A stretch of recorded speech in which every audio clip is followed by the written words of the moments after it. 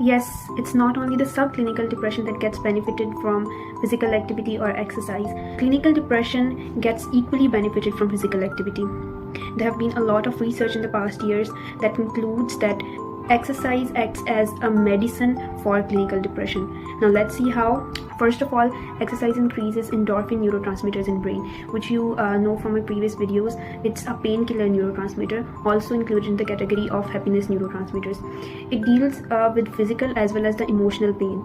So this is one of the ways by which exercise reduces the symptoms of depression, by reducing stress and boosting the painkiller neurotransmitter. The second and the more important way by which exercise helps in depression is by the process called neuroplasticity.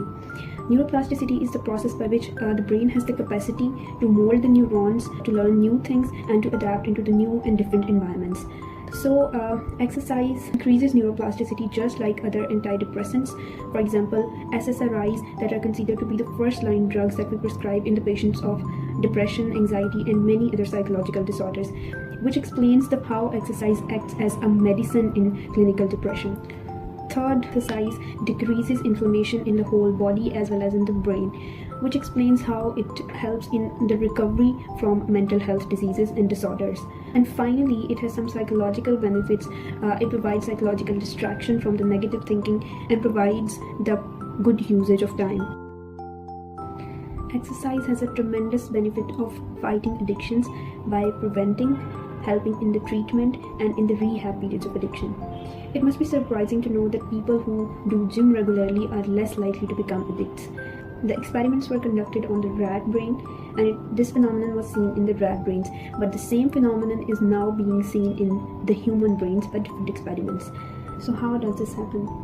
Well, when a drug addiction is in its initial period, drugs act on dopaminergic pathways by increasing dopamine in the brain's reward system, hence giving the addict a temporary happy feeling. That explains why the addicts like to take the drugs again and again, just to get that temporary feeling. Similarly, in chronic addicts, glutaminergic pathways are stimulated, and in later stages, there are changes in the chromatin genes, which causes the relapse of addiction. Physical activity, specifically weightlifting and aerobic exercises, releases the neurotransmitters that surprisingly act on all of these three pathways, and hence reducing the cravings and in helping addictions. And last but not least, stress, which is the mother of all diseases. Exercise helps in reducing stress by balancing cortisol and adrenaline neurotransmitters that are mainly responsible for stress. And these are also known as cortisol, specifically is also known as stress hormone.